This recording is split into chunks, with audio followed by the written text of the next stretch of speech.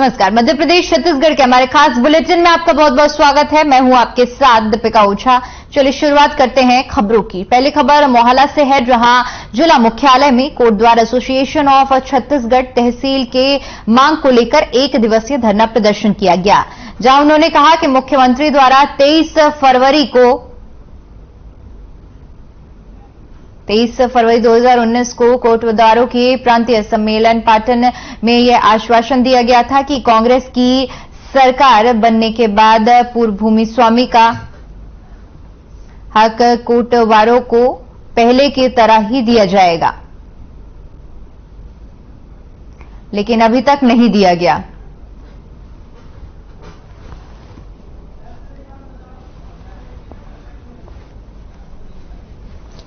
तो मोहाला में कोटवारों का प्रदर्शन जारी है, जहां पर तहसील में अपनी मांगों को लेकर 1 दिवसीय धरना प्रदर्शन कर रहे हैं और साथ ही साथ ये प्रदर्शन अपनी मांगों को पूरी करने के लिए दिया जा रहा है।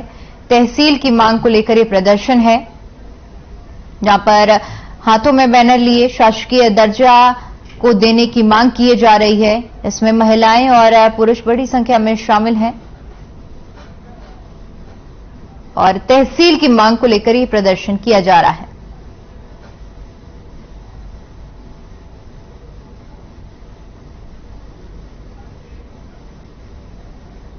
छत्तीसगढ़ भूपेश है तो भरोसा है, नारा बोलोगे। भूपेश है तो भरोसा है, आशा ही नहीं पूर्ण विश्वास है। आप कोटवारों की भावनाओं को गंभीरता से लेते हुए तथा सहानुभूति पूर्वक विचार कर कोटवारों की निम्न 2 प्रमुख मांगों की पूर्ति कर शासनादेश जारी करने की कृपा करेंगे। कोटवारों को शासकीय कर्मचारी का दर्जा देते हुए राजस्व विभाग में संविलियन किया जाए। दूसरा है मालगुजारों द्वारा 1950 के पूर्व दी गई माफी भूमि पर कोटवारों को भूमि स्वामी हक वापस दिया जाए। ये हमारी प्रमुख मांगे हैं। इस मांग को लेकर आप ज्ञापन देना चाहते हैं क्या? इस मांग को लेकर के आज हम शासन के पास, अभी तहसीलदार एसडीओ के पास जाकर के ज्ञापन सौंपेंगे। कोटवार एसोसिएशन ऑफ छत्तीसगढ़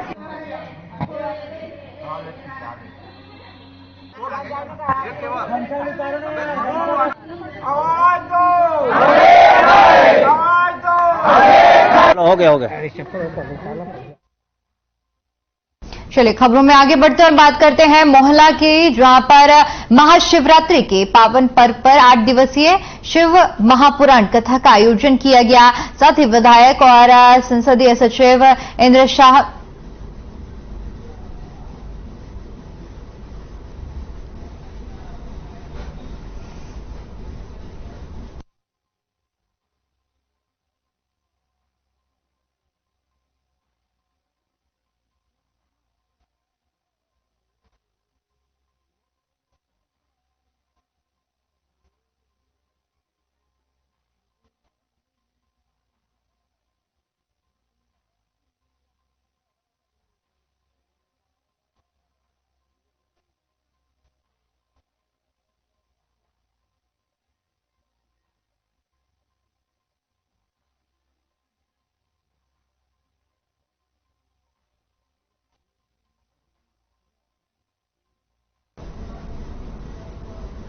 साथ ही विधायक और संसदीय सचिव इंद्र शाह मंडावी ने कथा आयोजित समिति की सराहना की। वहीं चौथे दिन शिव महापुराण कथा सुनने आए भक्तजनों से पंडाल भरा रहा।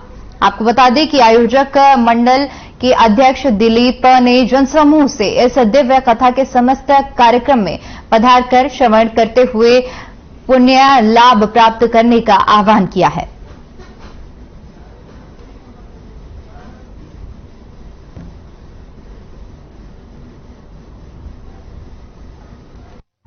और चौथा दिन बहुत ही बढ़िया गौरवशाली इतिहास मोहला में रचा जा रहा है, जिसके आप सब साक्षी बने हुए हैं। और मैं अपने आप को भाग्यशाली मानता हूं कि माध्यम मैं बना, और माध्यम बनने के पहले मैं सबसे पहले भूषण तिवारी जी, सुरजीत ठाकुर जी से बात किया कि आप लोग यजमान बनोगे कि नहीं बनोगे। क्या हुआ? दोनों ने स्वीकृति दी है कि हम लोग तैयार हैं शपथ लेने।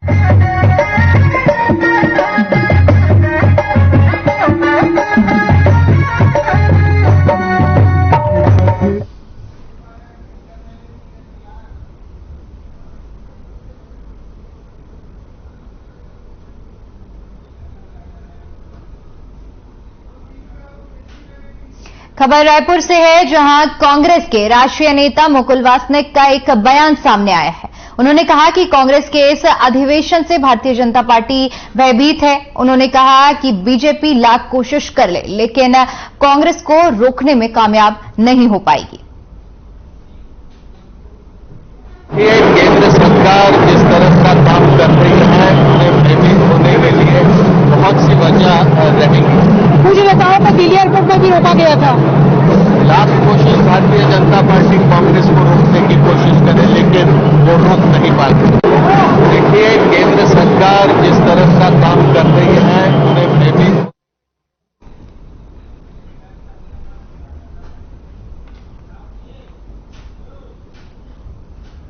इसी बीच रायपुर से बड़ी खबर सामने आ रही है। आपको बता दें कि ब्रिजनगर में दोहरे हत्याकांड का बड़ा खुलासा हुआ है। दोनों के कोई सेल्फ चोट के निशान नहीं मिले और दोनों ने एक दूसरे की चाकू से हत्या की है। पोस्टमार्टम रिपोर्ट में यह खुलासा हुआ है। पुलिस ने दोनों के खिलाफ हत्या का मामला दर्ज किया है। तो रायपुर से बड़ी जानकारी सामने आ रही है, जहां पर दोहरे हत्याकांड को लेकर पुलिस ने खुलासा किया है। दोनों ने एक दूसरे पर चाकू से हमला किया और इसका खुलासा पोस्टमार्टम रिपोर्ट के आधार पर हुआ है। ब्रिजनगर की ये पूरी घटना है, जहां पर दोहरे हत्याकांड को लेकर खुलासा किया गया है, जहां पर किसी तरह के सेल्फ चोट की कोई निशान नहीं पाए गए हैं। इस बात का खुलासा पोस्टमार्टम रिपोर्ट में हुआ है। फिलहाल पुलिस ने मामला दर्ज कर आगे की कार्रवाई शुरू कर दी है।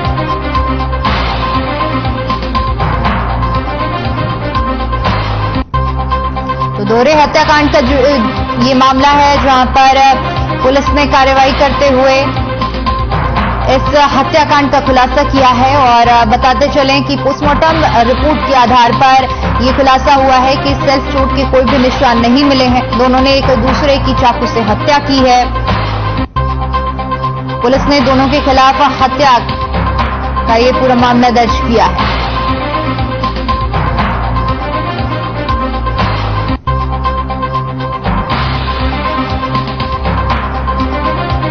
तो ब्रिजनगर में दोहरे हत्याकांड में पुलिस ने खुलासा करते हुए बताया है कि किसी भी तरह के सेल्फ चोट के कोई निशान नहीं मिले हैं।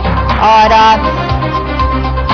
जब पोस्टमार्टम रिपोर्ट आई उसके बाद इसका खुलासा हुआ है और अब पुलिस ने इस मामले में शिकायत दर्ज कर ली है।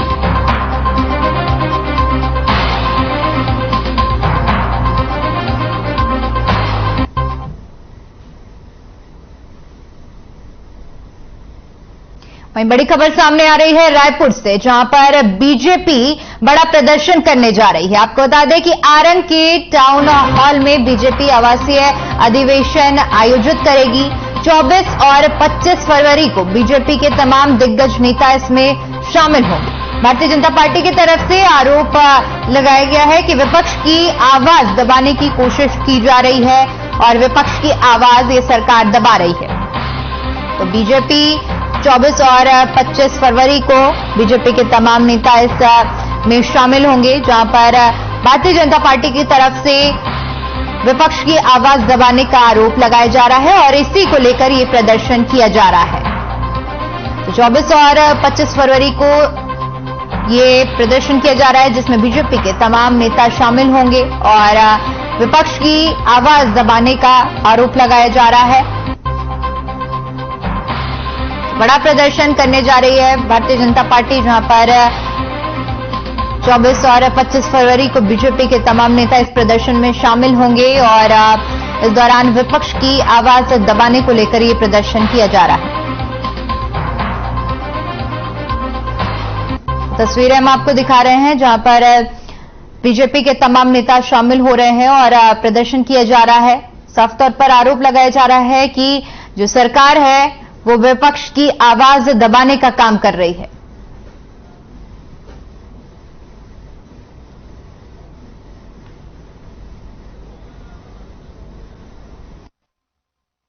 अगर देखेंगे तो सबसे ज्यादा अनियमितता वो रायपुर शहर के अंदर है। और इस बात को लेकर क्योंकि अर्बन डेवलपमेंट हाउसिंग कमेटी जो स्टैंडिंग कमेटी है उसका भी सदस्य हूं, तो इस बात को रखे। फिर बाद में हमारे राजेश मूणत जी सबसे निकम्मी और सबसे ज्यादा कामों को डाइवर्ट करने वाला अगर नगर निगम कोई साबित हुआ है तो वो रायपुर नगर निगम साबित हुआ है। स्मार्ट सिटी के लिए एक एबीडी एरिया तय किया गया कि स्मार्ट सिटी के काम इस एरिया में होंगे, परंतु उस एरिया में कम काम हुए हैं और एरिया के बाहर ज्यादा काम हुए हैं। और जो काम स्मार्ट सिटी के परव्यू में नहीं आते हैं वो काम भी यहां पर किए गए हैं। चौक चौराहों का सौंदर्यीकरण, गेट बनाने का काम, पुलिस थाना, स्मार्ट पुलिसिंग करना है, थाने नहीं बनाना है, पुलिस थाने बनाने का काम। राज्य सरकार क्योंकि कंगाल हो गई है और इसलिए केंद्र के पैसों का दुरुपयोग कर उसका भ्रष्टाचार करना।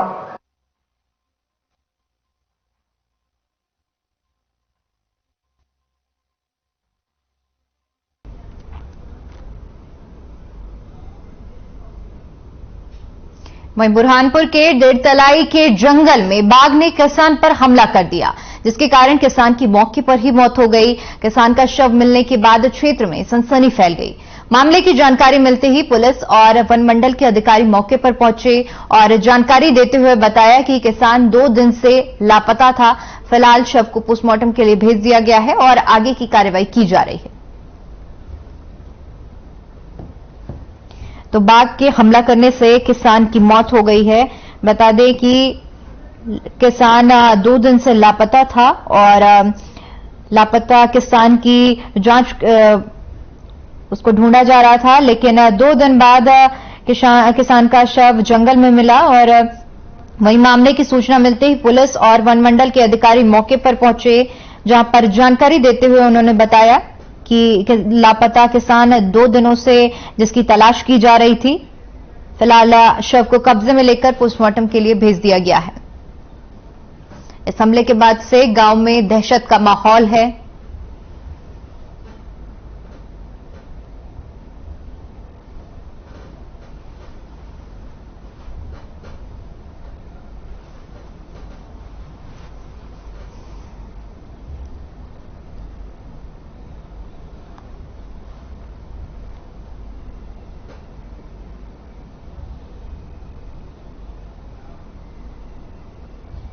वहीं इंदौर की देवगुराडिया पहाड़ी के पास ट्रिंचिंग ग्राउंड में अचानक आग लग गई। बता दें कि ट्रिंचिंग ग्राउंड पर कचरे का पहाड़ बना हुआ है। लाखों टन कचरे के पहाड़ में आग लगते ही पूरे इलाके में इसकी दुर्गंध फैल गई। शहर में धुआं दिखा तो लोगों ने फायर ब्रिगेड को सूचना दी, जिसके बाद नगर निगम के टैंकरों और फायर ब्रिगेड की गाड़ियों ने पानी डालकर आग बुझाई। फिलहाल आग के कारणों का पता नहीं चल पाया है। बताया जा रहा है कि आग की चपेट में एक पोकलीन मशीन भी आ गई है।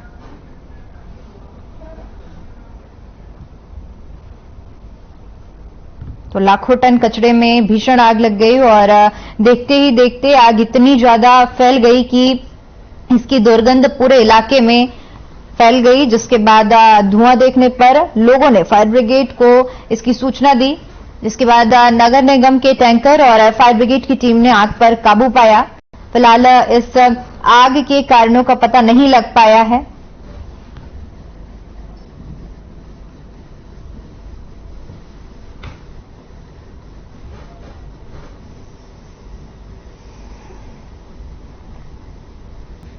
वहीं बुरहानपुर के घबराला में सांसद ज्ञानेश्वर पाटिल और विधायक सुमित्रा काजरकार की विकास यात्रा को ग्रामीणों ने रोककर खूब खरी खोटी सुनाई। बता दें कि जिले के नेपानगर वन परिक्षेत्र में आने वाली नवारा रेंज में बीते कई महीनों से जंगल की कटाई हो रही है, जिसके कारण आसपास के क्षेत्रवासी नाराज हैं। ग्रामीणों ने कई बार विधायक और सांसद को इस मामले में शिकायत की, लेकिन उन्होंने इस ओर ध्यान नहीं दिया।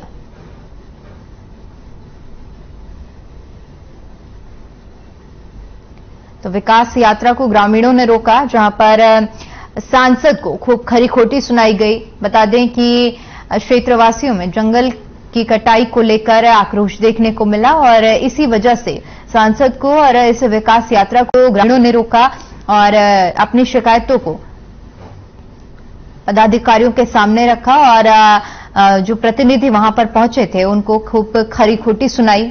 बता दें कि क्षेत्रवासियों का कहना है कि काफी लंबे समय से जंगल की कटाई चल रही है और इसकी शिकायत कई बार दी गई है, लेकिन है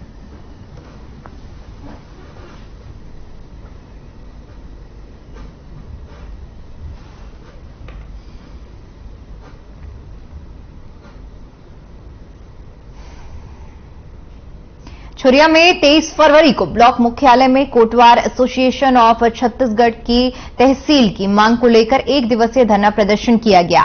साथ ही मुख्यमंत्री के नाम तहसीलदार को ज्ञापन सौंपा गया। मांग है कि कोटवारों को नियमित कर्मचारी का दर्जा देते हुए राजस्व विभाग का शासकीय कर्मचारी घोषित करने और मुगल गुजारी माफी जमीन का मालिकाना हक वापस देने के लिए मुख्यमंत्री के नाम कलेक्टर और तहसीलदार को ज्ञापन सौंपा गया है।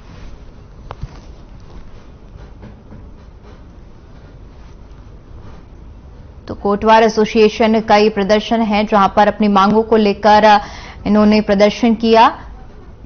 एक दिवसीय धरना प्रदर्शन जिसमें बड़ी संख्या में कोटवार शामिल हुए और अपनी मांगों को लेकर कलेक्टर के नाम उन्होंने ज्ञापन सौंपा।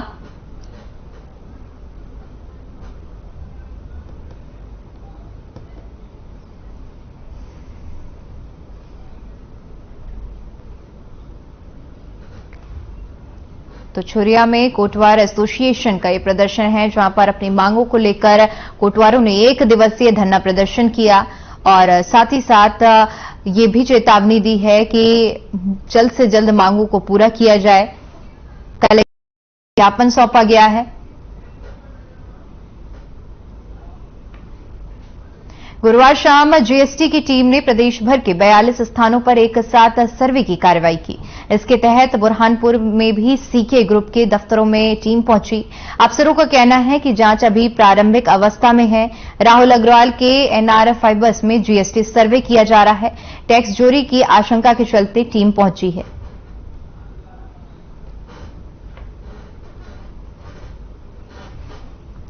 तो टैक्स चोरी को लेकर सर्वे किया गया है और अधिकारी पहुंचे हैं जहां पर उन्होंने बताया कि एक साथ प्रदेश के 42 ठिकानों पर छापेमारी की गई है और जांच अभी प्रारंभिक रूप में है।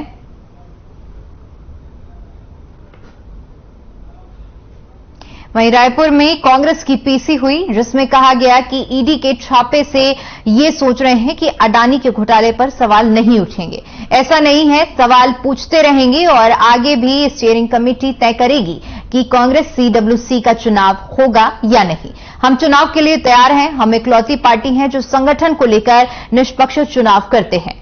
2023 और 24 में कई चुनाव होने वाले हैं। छत्तीसगढ़, मध्य प्रदेश, राजस्थान, तेलंगाना जैसे राज्य कांग्रेस मजबूत है। इन राज्यों में गठबंधन मजबूत है।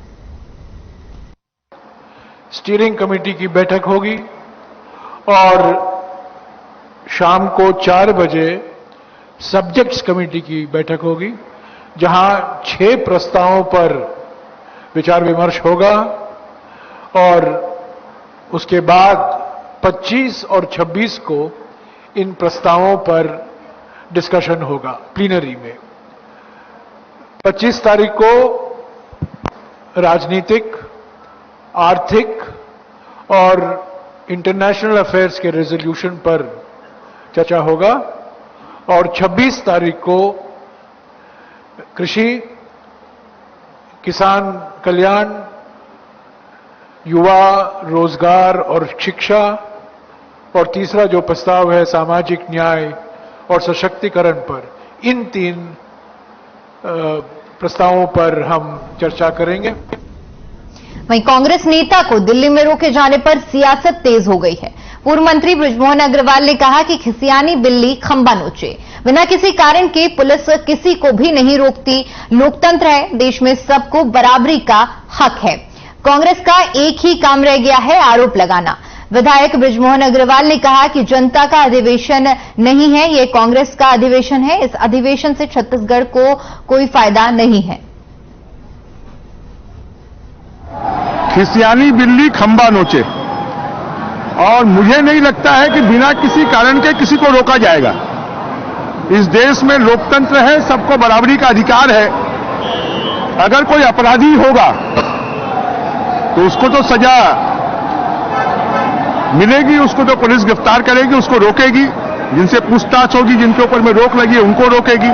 और तो कांग्रेस खाली आज के समय पर एक ही काम रह गया, आरोप लगाना, दूसरा कोई काम नहीं रह गया।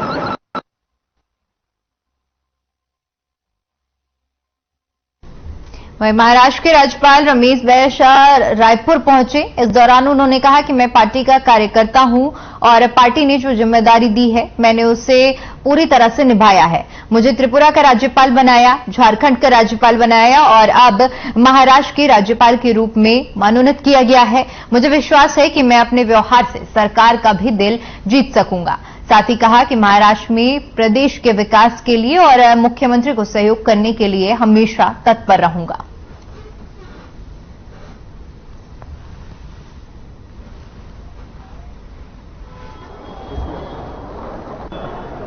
क्यों सब लोग आ रहे हैं ना? कार्यकर्ता और पार्टी ने मुझे जो जवाबदारी दी गई थी, मैं पूरी निष्ठा से उस काम को निभाया। और हमारे उच्च नेता विश्वास कर मुझे त्रिपुरा का राज्यपाल बनाए, झारखंड का राज्यपाल बनाए और अब महाराष्ट्र के राज्यपाल के रूप में मैंने शपथ लिया है। देश का सबसे बड़ा राष्ट्र महाराष्ट्र कहते हैं और मुझे उम्मीद है कि जिस तरह मैंने 2 प्रदेशों में अपनी जवाबदारी निभाई,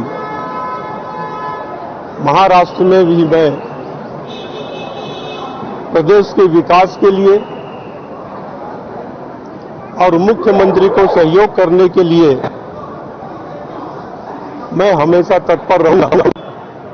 क्यों सब लोग आ रहे हैं ना? बीजेपी। चलिए फिलहाल के लिए इतना ही। खबरों में बने रहने के लिए बने रहिए हमारे साथ। नमस्कार।